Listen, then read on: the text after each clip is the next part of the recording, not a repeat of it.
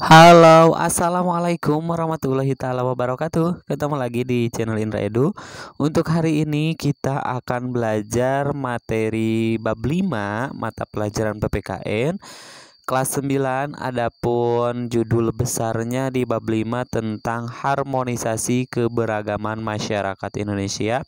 Adapun subbab pembahasannya yaitu tentang bagian A, makna harmonisasi dalam keberagaman sosial budaya, ekonomi, dan gender dalam Bhinneka Tunggal Ika. Oke, seperti biasa jangan lupa tekan tombol subscribe, like, juga komen, dan boleh share kepada teman-temannya supaya kalian bisa mendebar manfaat yang lebih banyak lagi. Adapun pembahasan dalam video hari ini yang pertama tentang harmonisasi dalam keberagaman sosial budaya, yang kedua adalah harmonisasi dalam keberagaman ekonomi pada masyarakat, yang ketiga adalah harmonisasi dalam keberagaman gender pada masyarakat. Langsung saja pembahasan yang pertama yaitu harmonisasi dalam keberagaman sosial budaya. Oke, sebelum kepada pembahasan, silakan kalian amati apa yang ada dalam gambar ini ya. Ada 4 gambar. Apa yang terlintas dalam benak pikiran kalian ya? Nah, keadaan sosial pada masyarakat Indonesia yang beraneka ragam diperlukan adanya harmonisasi dalam masyarakat. Contohnya gini, kenapa harus ada harmonisasi dalam masyarakat? Misalkan kita sedang mendengarkan sebuah konser musik, di mana konser musik itu terdapat dari atau terdiri dari beberapa alat musik gitu ya, banyak alat musiknya.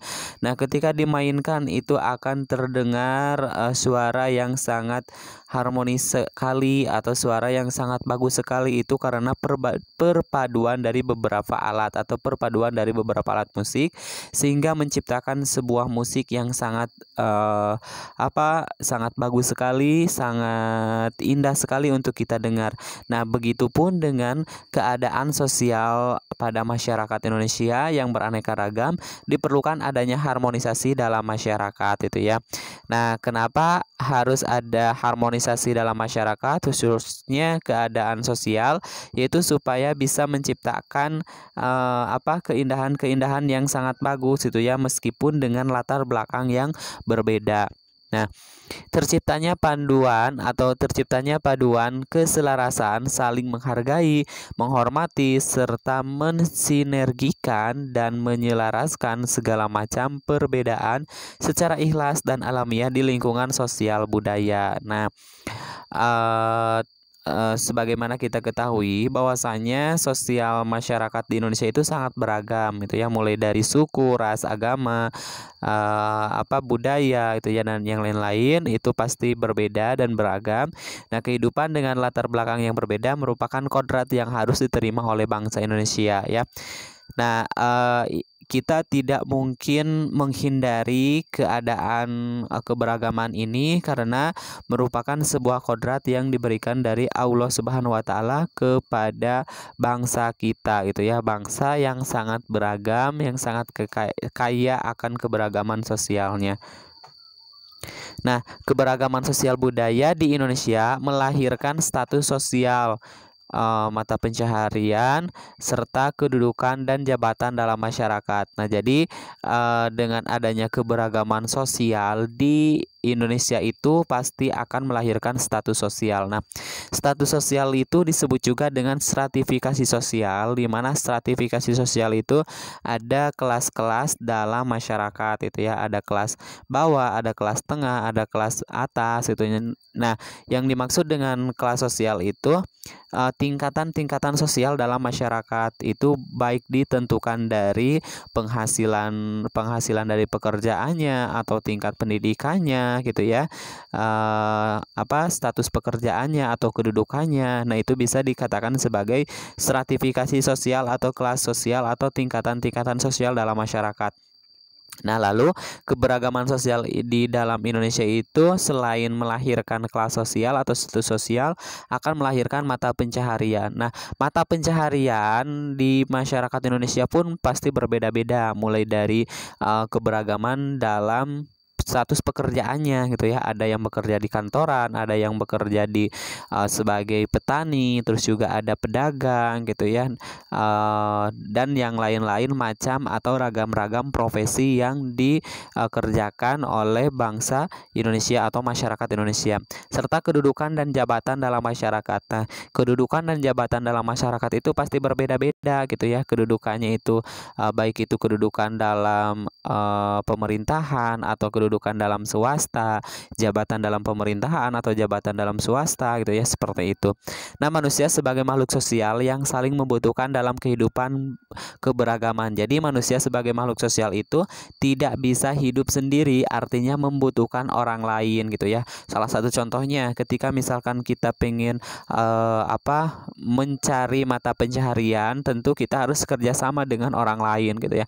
Tidak mungkin kita mencari mata pencaharian sendiri. Contohnya ketika berdagang, pasti kita membutuhkan seorang pembeli atau beberapa pembeli ya, seperti itu, dan yang lain-lain.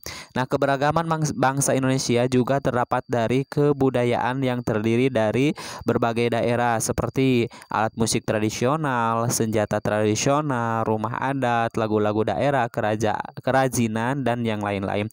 Nah, keberagaman bangsa juga selain dari sosial pun dari kebudayaan. Nah, kebudayaan itu bisa dilihat dari ciri khas daerah masing-masing. Salah satu contohnya adalah musik tradisional, senjata tradisional, rumah adat, dan yang lain-lain. Nah, pembahasan yang kedua yaitu tentang harmonisasi dalam kebersamaan ekonomi pada masyarakat. Nah, apa yang kalian lihat dalam gambar ini?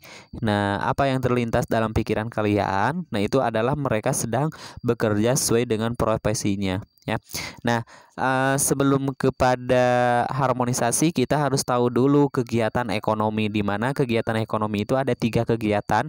Yang pertama adalah produksi, yang kedua distribusi, yang ketiga konsumsi. Di mana produksi ini adalah masa pembuatan itu ya, pengemasan, sedangkan distribusi adalah penyaluran dan konsumsi adalah konsumsi itu dimakan gitu ya, atau langsung sampai ke konsumen gitu ya, seperti itu. Nah, itulah 3 kegiatan ekonomi yang tidak akan bisa lepas dari masyarakat Indonesia, adalah produksi, distribusi, konsumsi ya. Nah, keberagaman ekonomi pada masyarakat Indonesia sesuai dengan tingkat penghasilan, pekerjaan, jabatan, maupun dari latar belakang pendidikan yang ditempuhnya, sehingga taraf hidup masyarakat pun berbeda. Jadi, keberagaman ekonomi atau penghasilan ekonomi itu keragaman ekonomi itu bisa dilihat dari tingkat penghasilannya.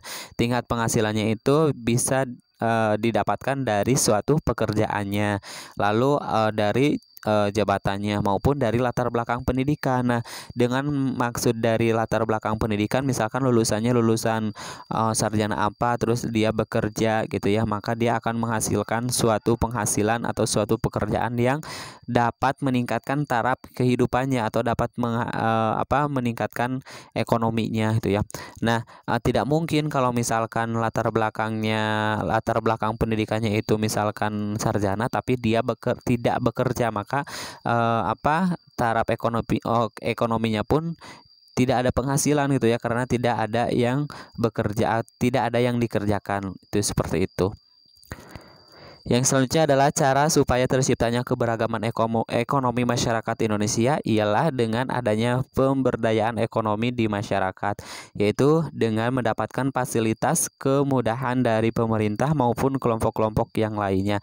Nah, dari segi ekonomi kan di Indonesia itu tidak semua rata orang itu punya semua gitu, atau orang kaya semua, melainkan ada orang yang punya, ada orang yang tidak punya. Nah, dengan adanya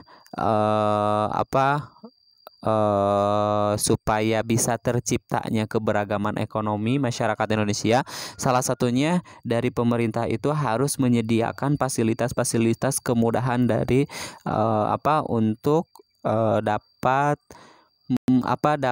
untuk dapat memberdayakan ekonomi di masyarakat itu ya. Nah, sekarang kan sudah banyak bansos-bansos dari pemerintah, dari Kementerian Sosial. Itu salah satu upaya atau salah satu cara pemerintah memberikan ekonomi kepada masyarakatnya gitu ya, atau memberikan bantuan kepada masyarakat dalam ekonominya yang kurang, itu seperti itu. Yang ketiga adalah harmonisasi dalam keberagaman gender pada masyarakat. Nah, dalam foto ini itu mereka adalah para pahlawan zaman dulu yang yang berjuang dalam kemerdekaan itu ya.